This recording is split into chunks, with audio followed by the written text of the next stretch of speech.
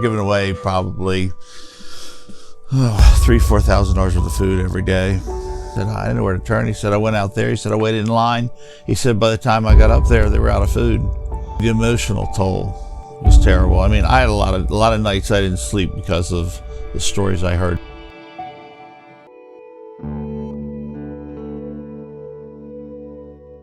My business kind of got caught up in the whole everything gets shut down. Creation, cabinetry, and sign. And, I had no work to do, so I took my bank had called me and said, hey, do you want to just pay the interest for a couple months, don't pay the principal? And I said, sure, because I didn't know what was going to happen. I bought a $70 tent out on eBay, and the first month I didn't pay like $690 of my mortgage payment, so I took that, bought the tent, bought a couple $100s worth of food, and stuck it out front and put a sign out and just sort of let it go. He said, look, here's some food for people who are in need. He understood that there were hard times and people were struggling, and he just wanted to be there to help. Well over 100 families a day.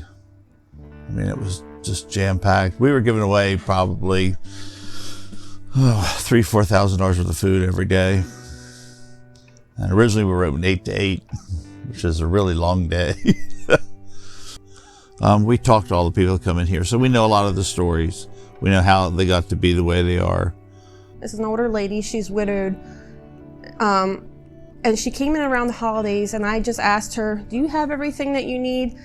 Can't remember if it was for Thanksgiving or Christmas, but either way I asked, I said, do you have everything you need? Are you in need of a turkey or a ham? And she kind of looked down, at the ground, and she's like, well, I don't have that. I can't afford to get a turkey or ham, whichever it was she was wanting. The house in Red Line had burned down, and a family of 9 were displaced. A friend of mine called me and said, hey, these people need this, this, and this. They need Pampers, they need diapers, they need all kinds of stuff. So I went out and bought it, and they stopped down, and we got talking to them. And the guy it was kind of cool. We talked for over an hour. And as he got ready to leave, he handed me 5 Walmart gift cards. I said, what's this? He said, well, use it for somebody who needs it worse than us.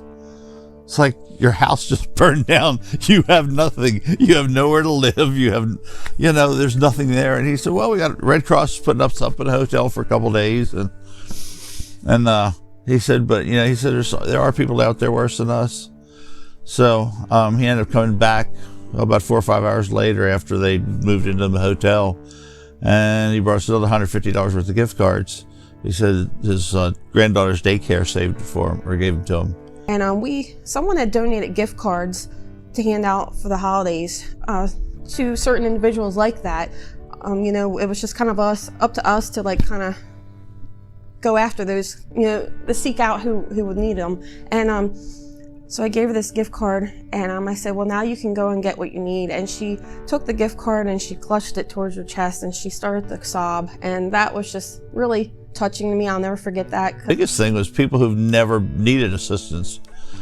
They didn't know where to look. The only thing they knew was to go out there to Kmart and pick up a box. One day he said, that was probably in the first couple weeks we were open. He said, I didn't know where to turn. He said, I went out there. He said, I waited in line. He said, by the time I got up there, they were out of food.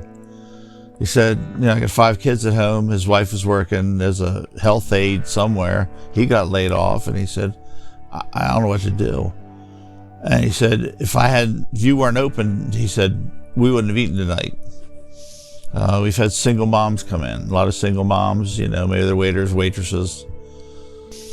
And I always said the physical toll was tough because we were open 8 to 8, but the emotional toll was terrible. I mean, I had a lot of nights I didn't sleep because of the stories I heard during the day. I wish I'd had money to give them, but we've been running on a shoestring budget. We don't get any government assistance. We rely strictly on donations and the goodness of people. It became an issue being alongside the road just because of it being so busy. Some people said it was an eyesore or impeding on traffic.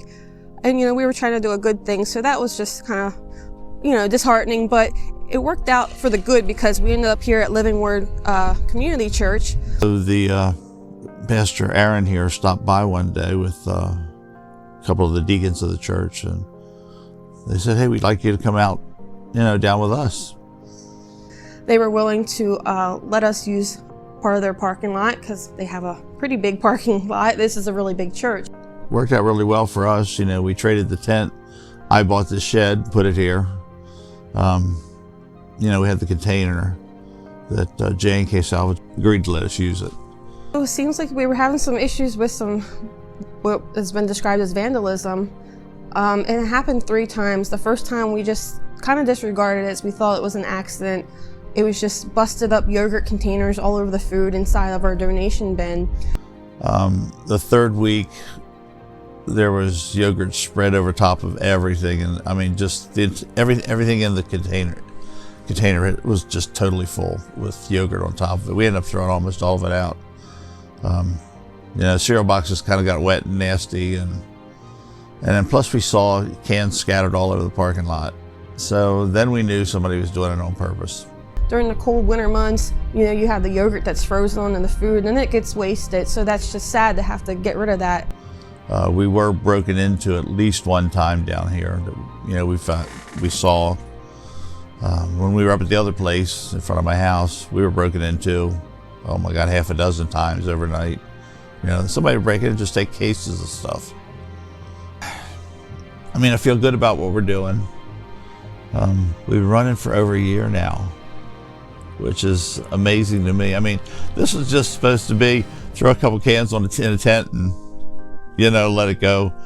You know, we have a whole staff now, a lot of volunteers, you know, that spend a lot of time here. One of the toughest thing is getting volunteers. You know, we've been doing this for a year. Everybody's just volunteered out.